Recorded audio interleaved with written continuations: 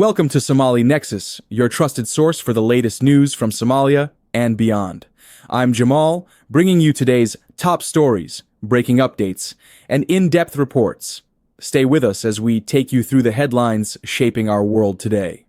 Headlines: U.S. military kills terrorists in Somalia airstrike. Somalia grants Ethiopia port. Access, not ownership. AU deploys almost 12,000 troops to Somalia.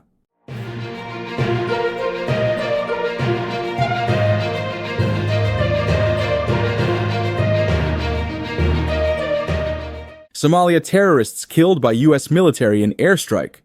The United States Africa Command, AFRICOM, on Sunday, reported that an airstrike at El Baraf town in the Middle Shabelle region of Somalia killed several al-Shabaab terrorists and their vehicle. The operation was done with the consent of the federal government of Somalia. Initial assessments indicate that several terrorists and a vehicle were neutralized, with no civilian casualties reported, AFRICOM stated.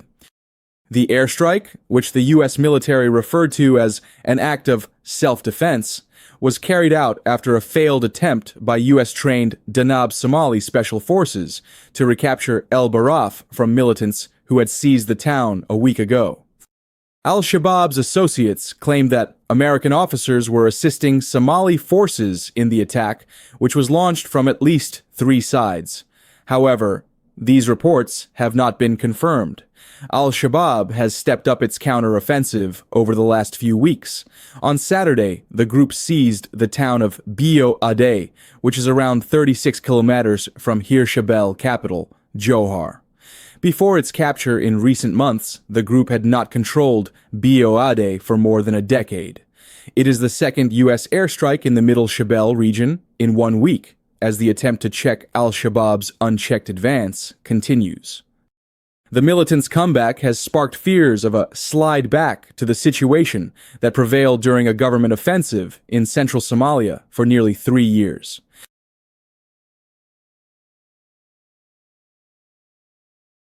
An official has said that Somalia will allow Ethiopia to have commercial port access, not ownership. The State Minister of Foreign Affairs, Ali Mohammed Omar Ali Bal Ad, has said that Somalia will not grant Ethiopia a port on its coastline, but is negotiating to allow its landlocked neighbor commercial access to Somali-owned ports for trade. Ali Bal had said that the current discussions are only on how Ethiopia can use the Somali ports for the import business, just as Uganda does with Kenya's ports. He stressed that the sovereignty of Somalia's territorial integrity is not negotiable. It has been reported that Ethiopia will not be given a port on our coast. However, we are discussing how they can use our ports for commercial purpose to meet their import needs and access their population, Bal had said. He mentioned that Ethiopia is also allowed to use the Berbera port in Somaliland and has no restriction to do so.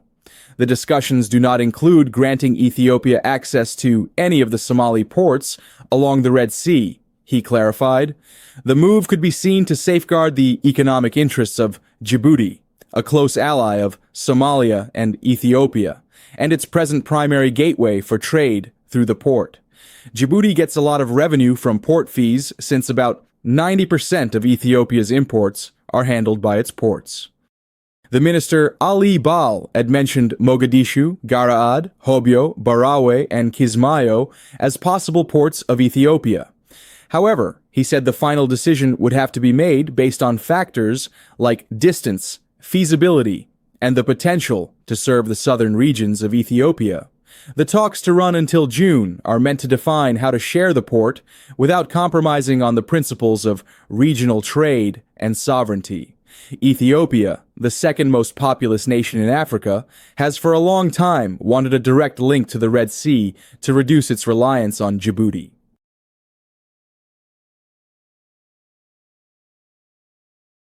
AU deploys almost 12,000 troops to Somalia.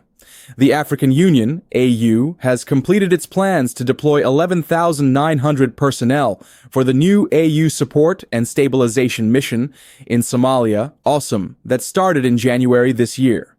This is after a high-level meeting of the Somalia Operations Coordination Committee, SOCC, where defense ministers agreed to establish a technical experts forum to recommend the deployment details, key decisions, and troop contributions. The SOCC also approved Somalia's force deployment plan and considered it as important blueprint for the success of AWESOM. Troops contributing to the mission include Kenya, Uganda, Ethiopia, Djibouti, and Egypt. However, Burundi has not yet fully participated because it wants more troops. The transition from ATMIS to AWESOM was also among the topics discussed. The representatives explained the procedures for winding up the operations of ATMIS and launching the new mission. Only Bankole Adeoye, the AU Commissioner for Political Affairs, Peace and Security, thanked the troop-contributing nations for their steadfast dedication toward the peace of Somalia during the ATMIS mission. In the meantime, Somalia's defense minister, Abdul Qadir Mohammed Noor, restated the country's determination to work with its neighbors for the attainment of long-lasting peace, Somalia's way to self-reliance. When AWESOM takes over the security responsibilities, SNA is gearing up for the role of defending the country on its own following the departure of the international forces. The Somali government is still battling with extremist groups like Al-Shabaab and ISIS in a bid to ensure that peace and stability is maintained in the region for the future. That's all for now. I'm Jamal, signing off. Thank you for joining us. Stay informed, and we'll see you next time.